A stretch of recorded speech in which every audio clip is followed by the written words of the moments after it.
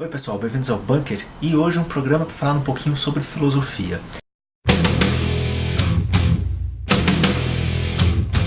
Para quem não sabe, o pessoal que apoia o canal pela plataforma Apoia-se tem recebido aí conteúdo inédito já há um tempinho.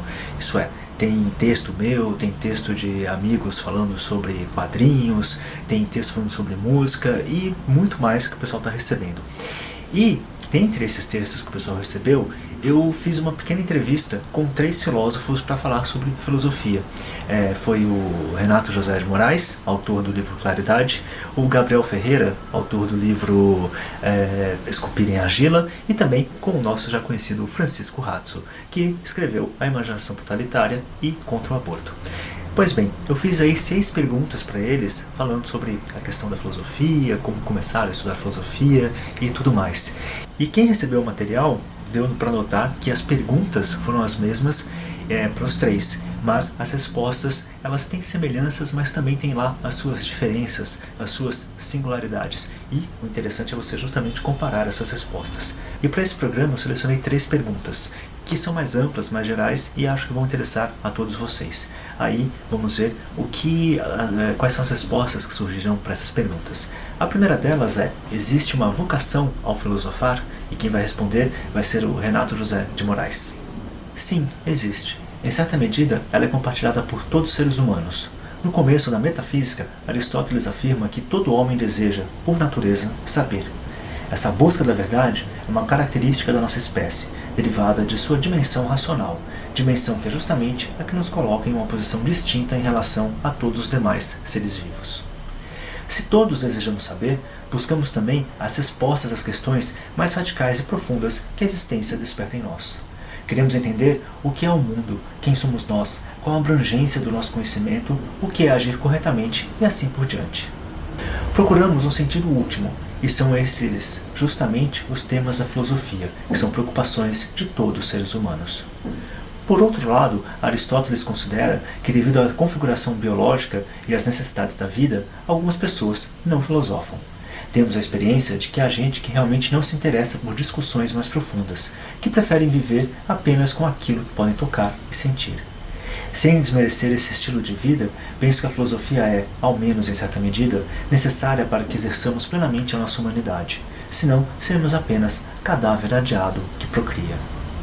Portanto, acredito que há uma vocação filosófica comum a todos os homens. Alguns a viverão melhor, com seriedade e retidão, enquanto que outros podem fugir dela ou não terem a oportunidade de vivê-la. De qualquer modo, a chamada é uma verdade mais profunda e radical, é parte importante da existência humana plena. A outra pergunta é: qual o papel do filósofo na sociedade contemporânea, e em especial no Brasil? Quem responde é o Francisco Ratzo. Não sei se é possível especificar o papel do filósofo para esta época e este país. Há uma universalidade na pretensão filosófica que permeia todas as épocas e todas as nações. O cerne da atividade filosófica é de buscar o parâmetro para uma maneira correta de viver, sem negligenciar a experiência direta de se estar o tempo todo diante do desconhecido, de que as coisas boas e justas são difíceis. A vida do pensamento não pode estar divorciada da experiência do mundo da vida, e vice-versa. Trata-se, portanto, de considerar que se está vivendo no interior de uma tensão existencial entre certeza, pretendida pela razão, e incerteza, o fato mais bruto do mundo. E por fim, a última pergunta: o que distingue o diletante do saber do filósofo profissional? Quem vai responder é o Gabriel Ferreira. Essa questão é interessante e importante, porque antes de tudo, ela geralmente sofre de um efeito sanfona curioso. O conceito principal, o de filósofo profissional, é, por vezes, enormemente inflado ou radicalmente esvaziado. Com isso, quero dizer que a ideia de filósofo profissional é, em algumas formulações ou entendimentos, identificada aquela de filósofo, ou seja, só poder ser chamado de filósofo quem satisfizesse alguns critérios que pensamos ser os que o filósofo profissional tem. E aqui respondo sua pergunta entre parênteses. O conceito de filósofo profissional é perfeitamente plausível. Assim como há quem joga futebol por simples prazer ou quem tem a marcenaria como hobby, há o atleta profissional e o marceneiro profissional. Não vejo razão alguma para que não possamos aplicar os mesmos critérios ao filósofo profissional. Isto é, ele pratica tal ação profissionalmente, retira seu sustento de tal atividade, faz parte de uma comunidade com a qual compartilha certos elementos, como reconhecimento mútuo, certos privilégios e certos deveres e, principalmente, tem de prestar contas da qualidade de seu trabalho perante o público geral, ou ao menos aquela mesma comunidade. No caso do filósofo profissional, isso significa, e isso é assim praticamente no mundo inteiro, estar ligado a uma universidade, lecionar, pesquisar, publicar, debater, ir a congressos e encontros, mas também posicionar-se contra seus temas de interesse frente ao público. Alguém que quiser ser considerado um filósofo profissional e não tomar parte nessas atividades e nesses compromissos sociais que apontei, seria tão ridículo quanto um jogador de fim de semana que pretendesse ser considerado um profissional. Soma-se a isso a ingênua ideia de que filosofia deve ser a atividade do homem cujo saber deve ser obrigatoriamente edificante para si e para os outros. Em geral, essa visão ganha eco nas bocas de gente com pouca aptidão intelectual e uma dose razoável de ressentimento ao topar com filósofos claramente mais intelectualmente sofisticados que o tipo ressentido não consegue acompanhar e que, portanto, só consegue criticá-lo por sua pretensa falta de caráter, involução espiritual ou ausência de moralidade. Qualquer pessoa minimamente racional sabe que é plenamente possível ser tecnicamente muito bom em uma área e moralmente reprovável em outra. Não há razão alguma para pensar que na filosofia deva ser diferente.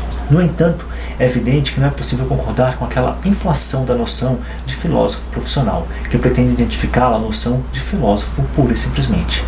A profissionalização da filosofia tem uma história muito mais recente do que a filosofia ela mesma, e, assim como o atleta de domingo pode tranquilamente ser melhor do que muitos profissionais, um diletante pode ser muito melhor do que um filósofo profissional. Contudo, essa percepção quase óbvia leva muito frequentemente ao segundo fenômeno, que acomete aquela noção, isto é, a visão totalmente deflacionária do filósofo profissional, a ponto de que ela não signifique mais nada, que é igualmente falso. Alguém que seja um excelente diletante simplesmente não tem de lidar com inúmeros compromissos, práticos, mas também intelectuais, que são imperativos para um filósofo profissional. Fazer filosofia, assim como fazer ciência, pode ser entendido como tomar parte em uma conversa, mas há diferentes papéis em uma conversa.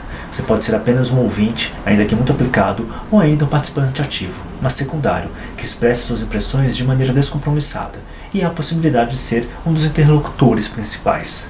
Novamente, o papel que se vai desempenhar não tem necessariamente a ver com a boa qualidade da participação. O interlocutor principal pode estar redondamente enganado, mas é ele que, por uma série de fatores, que são um conjunto daqueles compromissos intelectuais e práticos, está sendo ouvido em primeiro lugar, respondido, considerado, refutado, analisado, etc. Filósofos profissionais são aqueles que adquirem os traços necessários para se candidatarem a um dos postos de interlocutor principal. Quais sejam esses traços, obviamente, é algo que muda ao longo da história. Embora eu tenha dito que a figura do filósofo profissional seja recente, ter de satisfazer determinados critérios é algo que já encontramos claramente na Idade Média e seria ridículo pensar que São Tomás de Aquino, que chama Aristóteles de o filósofo, respeitaria como filósofo algum contemporâneo que não fosse capaz de oferecer bons comentários às sentenças de Pedro Lombardo. Dito tudo isso, um último comentário em relação ao ponto mais específico da questão. Você pergunta sobre a eventual diferença entre o saber do diletante e do profissional. Uma vez mais, como em qualquer atividade, do jogador de futebol ao músico, é evidente que o amador pode ser tão bom ou melhor do que sua contraparte profissional. Mas, como em todas elas, a mim soa um tanto infantil, para não falar novamente em ressentimento, querer sustentar que não há nenhum ganho, no caso em questão intelectual, no exercício profissional de uma atividade. Parece-me claro que um filósofo profissional que deve lecionar e estar atualizado quanto à bibliografia referente a seus temas de trabalho, que deve expor e sustentar seus pensamentos reiteradas vezes em encontros com os profissionais e esforçar-se continuamente por fortalecer suas posições e argumentos, alcança resultados melhores do que o amador. Pois bem, pessoal, essas aí foram as 3 perguntas, as suas respectivas respostas. Quem assina o canal, quem apoia o Bunker, recebeu aí um texto muito mais completo, podem ter certeza. E é isso, mas a ideia aqui era compartilhar com vocês essas questões. Espero que vocês tenham feito bom proveito delas e que façam bom proveito delas, melhor dizendo. E não deixem de apoiar o canal para receber conteúdo ainda muito mais legal. É isso aí, pessoal. Obrigado e até a próxima.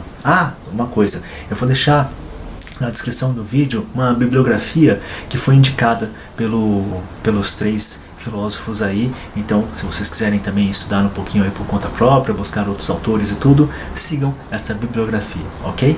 Até mais, pessoal. Agora, tchau mesmo.